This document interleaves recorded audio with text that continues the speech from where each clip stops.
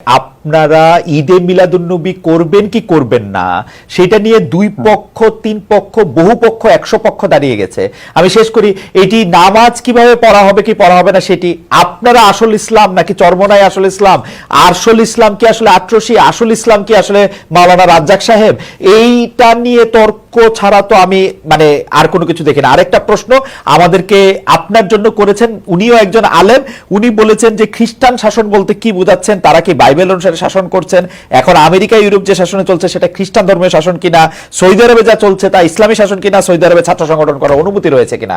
আমি আপনার কাছ থেকে একটু খুবই ক্ষমা চেয়ে নিয়ে 2 মিনিটে একটু শেষ করতে বলছি, আমার একটু টাইম কনস্ট্রেইন আছে। জি জি, প্রথম প্রশ্নটা আবার বলেন তো একটু। প্রথম প্রশ্নটা হচ্ছে যে আপনি পরিপূর্ণ ইসলাম বলছেন কিন্তু সাংঘর্ষিক, এই যে আপনি ঈদে মিলাদুন্নবী সহ যে সকল মতবিরোধপূর্ণ যে বিষয়গুলি আপনি প্রশ্ন তুললেন, দেখেন আমাদের মতবিরোধপূর্ণ বিষয় খুবই গৌণ। মৌলিক কোন বিষয়ে আমাদের মধ্যে ইসলামিক যারা বিভিন্ন স্কুল অফ থট যারা আমরা ফলো করে থাকি, আমাদের মধ্যে কোনো দ্বিমত নেই। 5 ওয়াক্ত নামাজ এই বিষয়ে কেউ দ্বিমত করেছে, রমজান মাসে 30টা রোজা রাখতে হবে এই বিষয়ে কেউ দ্বিমত করেছে, প্রত্যেকটা মুসলমানের উপর সামর্থ্য থাকলে একবার হজ করা ফরজ কেউ দ্বিমত করেছে, প্রত্যেকটা যারা নাকি সামর্থ্যবান তাদেরকে যাকাত দিতে হবে এই বিষয়ে দ্বিমত করেছে, এবং ফজরের নামাজ 2 রাকাত, জোহরের নামাজ 4 রাকাত, আসরের নামাজ 4 রাকাত, মাগরিবের নামাজ 3 রাকাত, এশার নামাজ 4 রাকাত, এই বিষয়ে আজ পর্যন্ত কাউকে আপনি দ্বিমত পেয়েছেন? খুবই শাখাগত কিছু বিষয়ে দ্বিমত রয়েছে মুসলমানদের মধ্যে, এবং সেই বিষয়গুলো আলোচনার মধ্যে আসে, এবং সেটা প্রত্যেকটা মতাদর্শের মধ্যে যখনই আপনি আলোচনা, জ্ঞানগত আলোচনা হবে তখন সেই দ্বিমতগুলি আসবে সেখানে। সেই বিষয়গুলি তো এটার সাথে আপনি এখানে আলোচনার মধ্যে এই প্রসঙ্গগুলি আনার কোনো প্রয়োজন নেই। ওকে, দ্বিতীয় যে প্রশ্ন আপনি করেছেন সেটা হলো যে খ্রিস্টান শাসন বলতে আমি বুঝিয়েছি এখনকার যে শাসন, পশ্চিমা বিশ্বের শাসনকে বলছি 500 বছর ধরে। এর আগ পর্যন্ত আমি যেটা বলেছি যে যে পশ্চিমা বিশ্বের এই সেকুলার রাষ্ট্র ব্যবস্থা বা রাজনৈতিক এই যে গির্জা বিপরীত যে রাষ্ট্র ব্যবস্থা পশ্চিমা বিশ্ব অনুসরণ করছে, এর আগ পর্যন্ত তাদের যে শাসন ব্যবস্থা ছিল সেটা খ্রিস্ট শাসন ব্যবস্থা ছিল। আমি সেখানে বলেছি যে সেই খ্রিস্ট ব্যবস্থায় ব্যাপকভাবে খ্রিস্ট রাষ্ট্রগুলো কর্তৃক ইহুদিরা নিগৃহীত হয়েছে, এবং সেই সময়টা ইহুদিরা মুসলমানদের প্রোটেকশনে তারা থেকেছে। ওই জায়গাটা আমি বলেছি।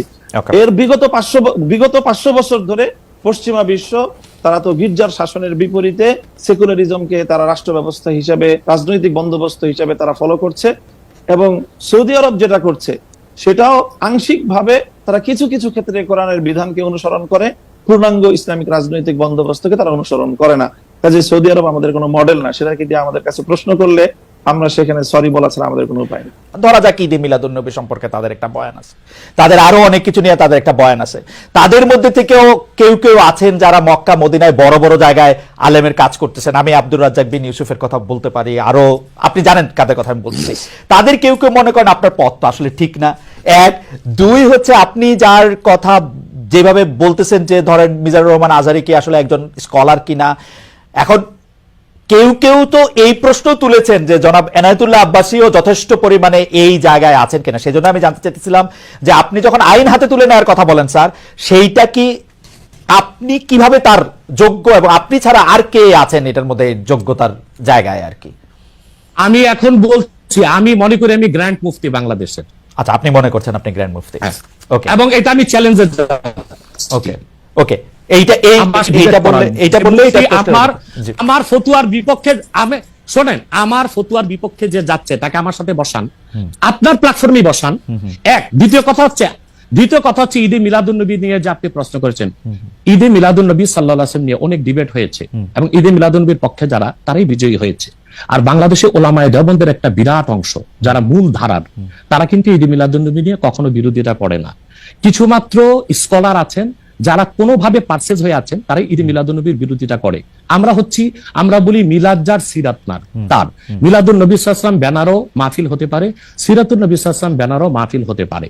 এবং আপনি শুনেছেন আজকে 4 বছর যাবত সৌদি সরকার উচ্চ ওলামা পরিষদ ফতোয়া দিয়েছে যে ঈদে মিলাদুন্নবী উপলক্ষে মাহফিল সৌদি আরবে হবে, এবং 12 রবিউল আউয়াল তারা রাষ্ট্রীয় ছুটি ঘোষণা করে রেখেছে।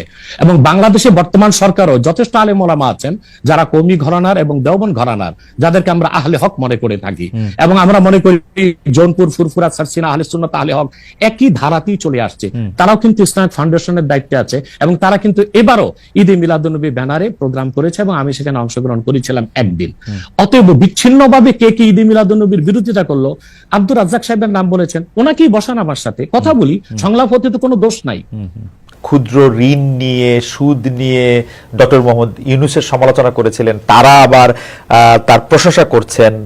বক্তাদের একটি অংশ কি বাতাস বুঝে বক্তব্য দিচ্ছেন কিনা, এবং আপনারা যে ইসলামকে, যেটিকে আসলে পলিটিক্যাল ইসলাম বেশি করে বলা হচ্ছে, যেটা, এবং যেই কারণে বাংলাদেশে ইসলামী দলগুলির মধ্যে অনেক বিভাজন দেখা যাচ্ছে, মানে কেউ হয়তো ইসলাম বিশ্বাস করছেন এবং জোর দিয়ে বলছেন যে জনাব মামুনুল হক যেগুলি বলছেন সেগুলি ইসলাম না, আরেকজন বলছেন যে ওইটা যারা বলছেন তারা কাফের। ওই পুরো ব্যাপারটা ধরে যদি একটু আলোচনা করেন যে আসলে কোনটা বেশি গুরুত্বপূর্ণ, কোনটাকে আমরা ফান্ডামেন্টাল ধরবো, জনাব মামুনুল হক। যে একটা বিষয়ের গুরুত্ব আছে, সবটারই গুরুত্ব রয়েছে। সুদ, ঘুষ, দুর্নীতি সহ যেই সকল বিষয়গুলো ইসলাম নিষিদ্ধ করেছে, এর প্রত্যেকটার বিষয়ে আমরা ফোকাস করি, আমরা আলোচনা করি।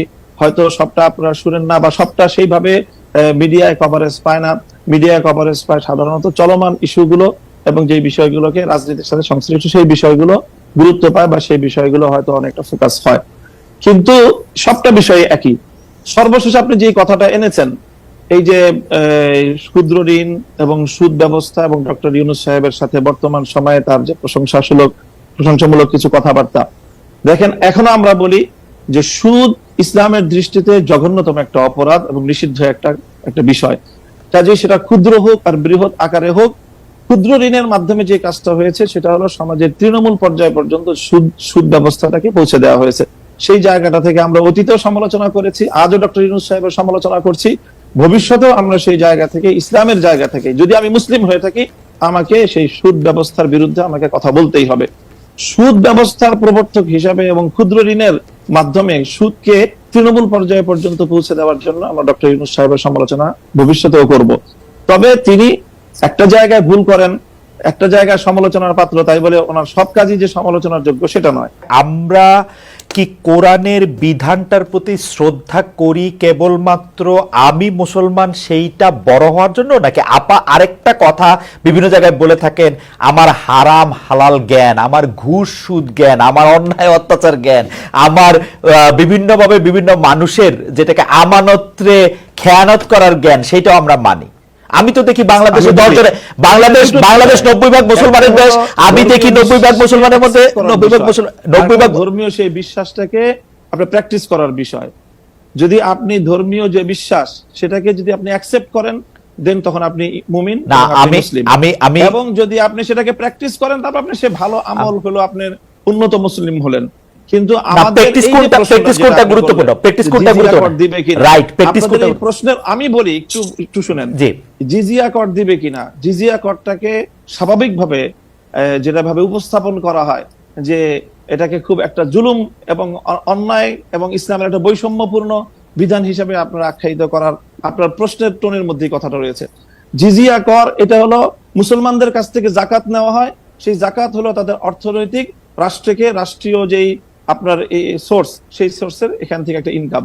ঠিক তেমনি ভাবে অমুসলিমরা জাকাত দিবে না, তারা জাকাতের পরিবর্তে তারা জিজিয়া এবং কর দিবে, এবং এই জিজিয়া করের